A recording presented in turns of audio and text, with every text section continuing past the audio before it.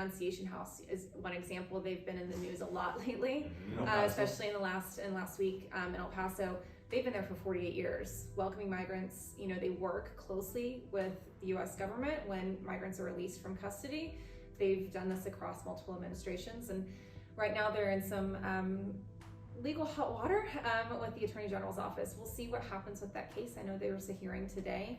It'd be really sad to see organizations like theirs not able to exist anymore, because we know they do such a good part of the welcoming, and you know, they're an example I think that we can look to as a group of people that have always worked, no matter who's in power in the United States, no matter what the immigration policies look like, they find a way to make it work. They find a way to serve people.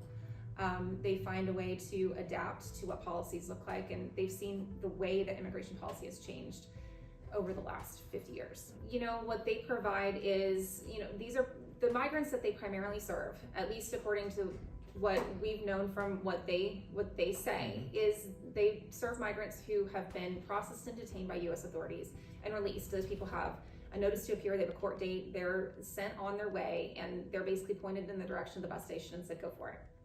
So this is an organization that takes them in, gives them a place to sleep, gives them a meal, helps them find their bus, pretty basic humanitarian relief.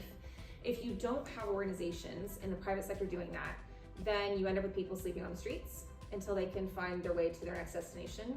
Sometimes cities take on that burden and try to shelter them. We've seen what happens when you have a city like New York City that has a mandate to house these people.